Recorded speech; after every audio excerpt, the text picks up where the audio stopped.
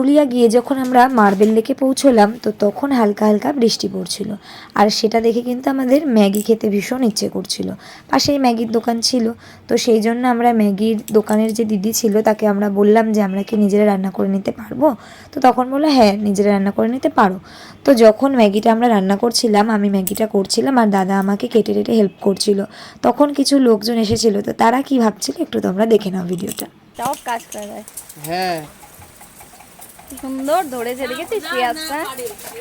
কিন্তু এই তো ডিম। ম্যাগিটাকে সিদ্ধ করতে হতো। এই যে 6টা ডিম নিলাম,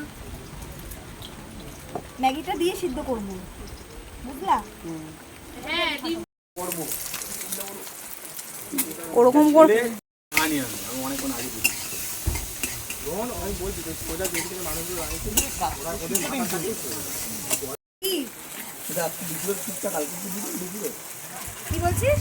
আমাদের আজকে দুপুরের টুকটা কালকে অর্ডার করে আমরা যখন যাব তখন। না আজকে দুপুরের টুকটা কালকে দুপুরে গিয়েই তো খেতে দেবে গেলে। তা আমরা যদি সন্ধ্যায় যাই, সন্ধ্যায় গেলে রাতের কেমন খাবার খেতে? রাতে দেবে তো রাতে সন্ধ্যার সময় সন্ধ্যার খাবার খাও। কিসে তুলবো? প্লেট না প্লেট এখান থেকে 5টায় গেলে দিতে দেবে। ওই কি রাখবে বলো? একটা বলেছে, তাহলে একটাই হবে না। ও বললি অর্ডার করি তাহলে নিজের অর্ডার করে কই ইয়ে কই কিসে ধরবো ডিমটা? দাও একটা কিছু 35 দিদি পুরো প্রফেশনাল। আরে ওই ছেলে কত ঝালমুড়ি 15 এটা নামিয়ে দাও ডিমটা নামিয়ে দাও। কি বল বিশাল বড় হয়ে গেছে তো। এটা ম্যাগি সব ঠিক আছে তুমি ম্যাগি খেতে পারো তো ম্যাগি রান খেয়ে ম্যাগি হ্যাঁ ম্যাগি প্লেট একবার দিলে ভালো। হ্যাঁ চলে ঠিক আছে দেখো গরম। আমাদের 6টা ডিম। আমাদের তুমি এত কমলে কাটতে বলছো? একবার আমাকে রিকোয়েস্ট করলো তুমি করো মানাই দিতে।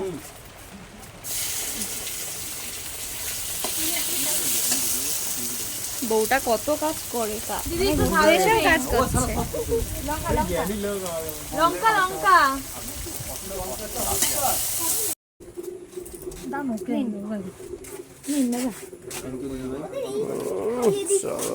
ওকে ইট খাওয়াচ্ছে সাউথ।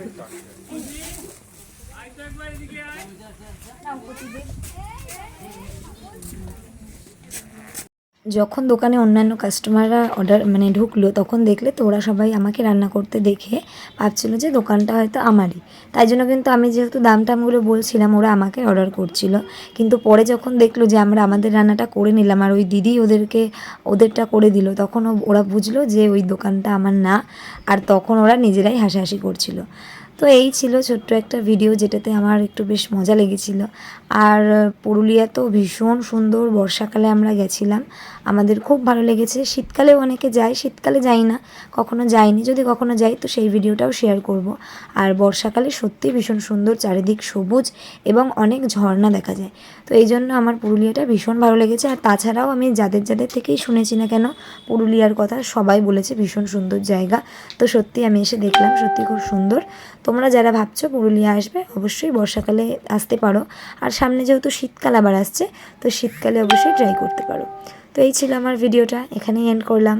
বাই সবাইকে।